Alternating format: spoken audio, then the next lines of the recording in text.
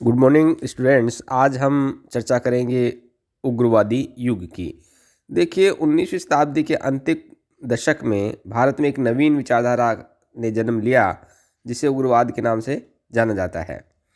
बाल गंगाधर तिलक, विपिन चंद्र पाल, लाला लाजपत राय, अरविंद घोष आदि उग्रवादी विचारधारा के प्रबल पोषक थे। उनका दृष्टिकोण उदारवादी न होकर उग्रवादी था। ये लोग प्रार्थना सभाओं, प्रार्थना पत्रों, प्रतिनिधिमंडलों की नीति में विश्वास नहीं रखते थे और उन्हें राजनीतिक भिक्षावृत्ति की संज्ञा देते थे। अब बात आती है कि भाई इस उग्रवादी जो ये काल था या उग्रवादी जो विचारधारा थी, इसका उदय क्यों हुआ। देखिए, भारतीय राजनीति में उग्रवाद के उदय के निम्न कारण माने जा सकते हैं।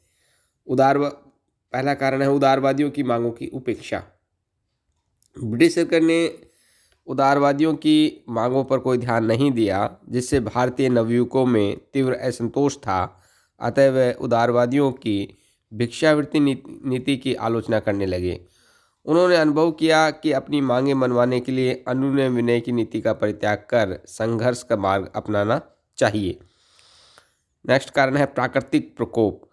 1896-97 में दक्षिणी भारत में भयंकर अकाल पड़ा और प्लेग की बीमारी फैल गई, परंतु अंग्रेजी सरकार ने अकाल तथा प्लेग से पीड़ित लोगों के कष्टों को दूर करने का प्रयास नहीं किया। तिलक ने पूना के प्लेग कमिश्नर रैंड के क्रूर व्यवहार की कटु आलोचना की और इस पर दामोदर हरि चापेकर नामक नवयुवक ने रैंड तथा उसके सहायक आयस्ट की हत्या कर दी। इससे अंग्रेजी सरकार बड़ी नाराज हुई और उसने दामोदर हरि चापेकर को मृत्युदंड दिया था। साथ ही तिलक को भी 18 माह का कठोर कारावास की सजा दी थी। इससे भारतीयों में तीव्र आक्रोश उत्पन्न हुआ। एक धार्मिक सुधार आंदोलन भी इसके पीछे नियामक था।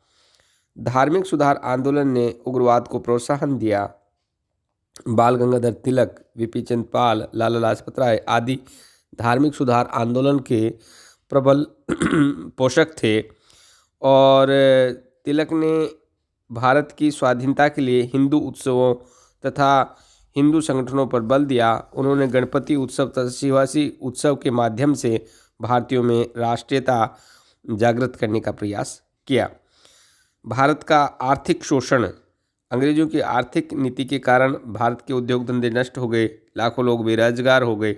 भारत के कपड़ों पर 7.5% उत्पादन शुल्क लगा दिया गया।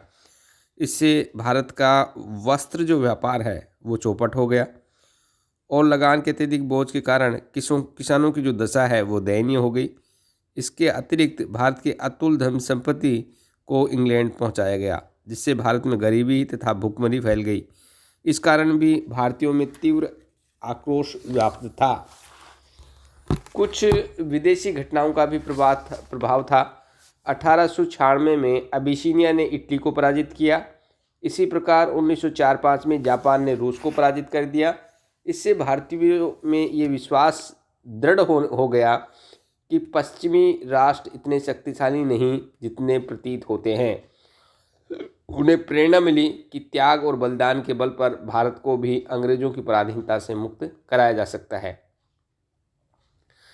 पश्चिम के जो क्रांतिकारी विचारक थे उनका भी प्रभाव था। पश्चिमी देशों के क्रांतिकारी विचारकों ने उग्रवादी विचारधारा को प्रोत्साहन किया। भारतवासी मेजनी, कावूर, गैरिबाल्डी के विचारों और कार्यकलापों से बहुत प्रभावित थे और इसके अतिरिक्त फ्रांस की राज्य क्रांति, अमेरिका का स्वतंत्रता संग्राम, आयरलैंड के संघर्ष आदि से भी भारतवासी बड़े प्रभावित हुए। एक कारण था लॉर्ड कर्जन की प्रतिक्रियावादी नीति। लॉर्ड कर्जन एक साम्राज्यवादी व्यक्ति था। उसके द्वारा पास किए गए कलकत्ता कारपोरेशन अधिनियम, विश्वविद्यालय अधिनियम, बंगाल विभाजन आदि कार्यों से भारतवासियों में तीव्र आक्रोश था। उसने भारतीयों को उच्च पदों पर नियुक्त नहीं किया। उसने 1905 में कलकत्ता विश्वविद्यालय के दीक्षांत समारोह में भारतीय सभ्यता और संस्कृति पर भी कीचड़ उछाला, उसकी आलोचना की और पाश्चात्य संस्कृति को उसने श्रेष्ठ बताया। अतः कर्जन की जो प्रतिक्रियावादी नीति थी, इससे भारतीयों में तीव्र आक्रोश था। ये भी एक कारण था उग्रवाद के उदय का। अंग्रेजों का अहंकार युक्त व्यवहार।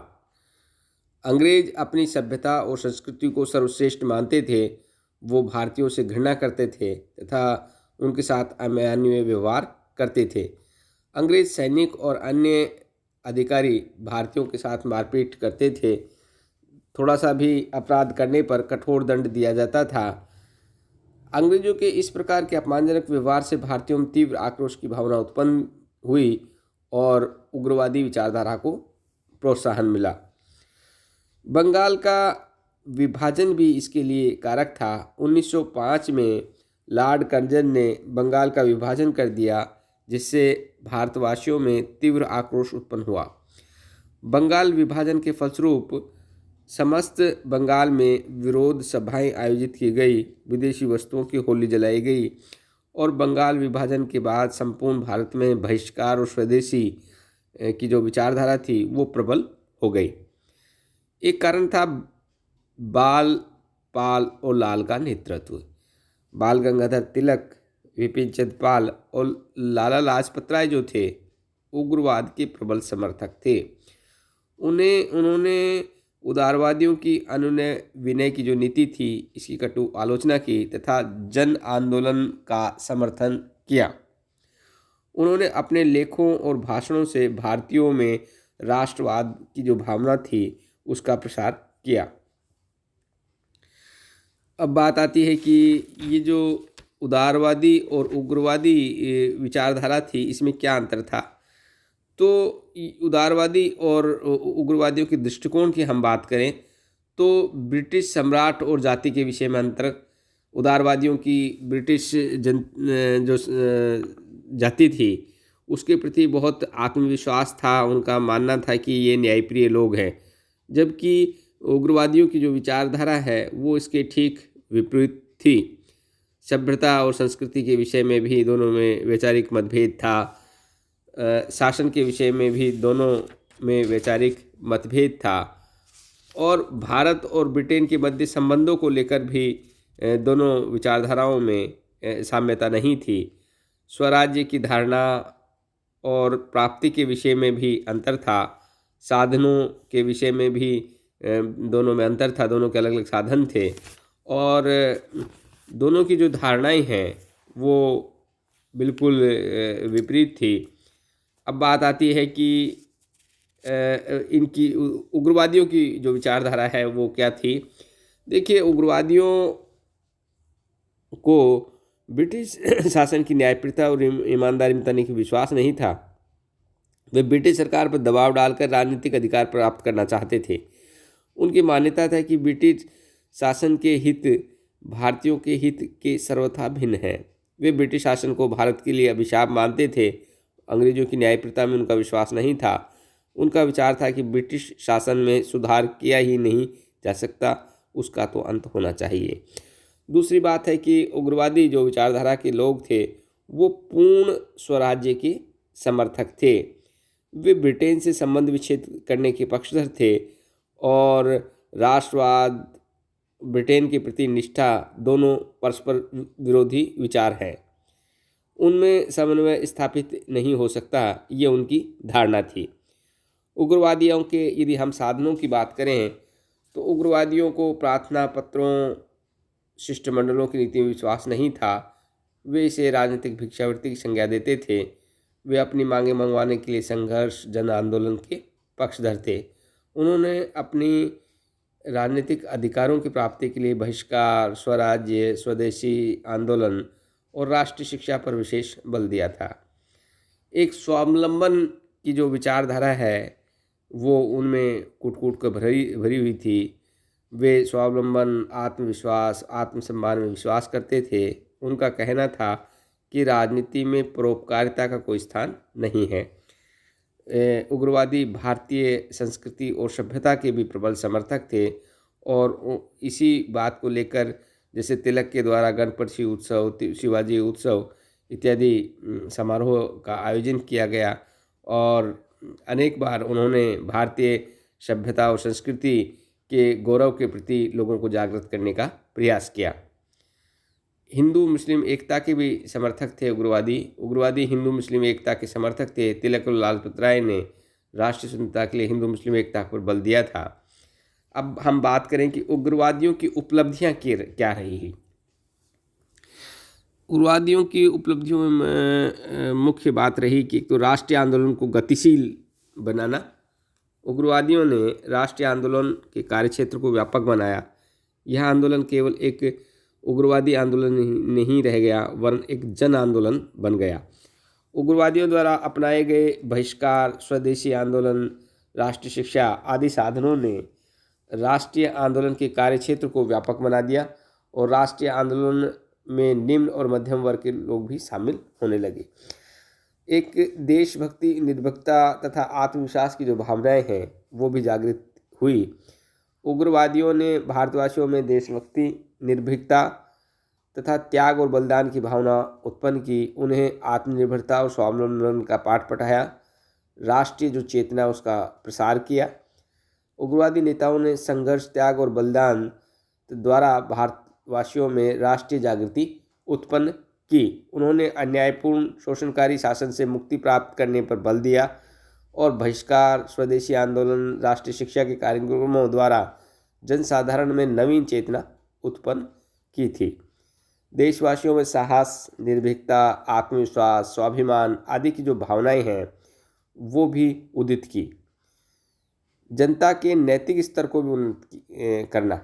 उग्रवादी नेता उत्कृष्ट चरित्र वाले व्यक्ति थे। उन्होंने देशवासियों के नैतिक स्तर को उन्नत बनाने में महत्वपूर्ण योगदान दिया। उन्होंने संघर्ष के नैतिक स्वरूप पर बल दिया। ब्रिटिश सरकार पर प्रभाव क्या रहा। ब्रिटिश सरकार उग्रवादी आंदोलन की बढ़ती हुई लोकप्रियता से भयभीत थी और वह चाहती थी कि राष्ट्रीय आंदोलन का नेतृत्व उग्रवादियों के हाथों में नहीं जाए। अतः ब्रिटिश सरकार ने 1909 में मार्ले मिंटो अधिनियम पारित किया था। इसके फलस्वरूप एक बहिष्कार, स्वदेशी आंदोलनों को भी प्रोत्साहन मिला।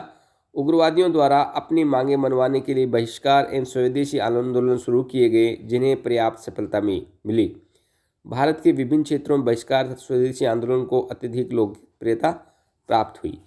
उग्रवादियों की यदि हम रचनात्मक कार्यक्रमों की बात करें तो उग्रवादियों ने रचनात्मक कार्यक्रम पर भी बल दिया। उन्होंने एक ऐसी राष्ट्रीय शिक्षा प्रणाली की योजना बनाई जो राष्ट्र द्वारा नियंत्रित होने के साथ ही देश के हितों के अनुकूल हो और नवयुवकों में राष्ट्रीयता की भावना का संचार करे।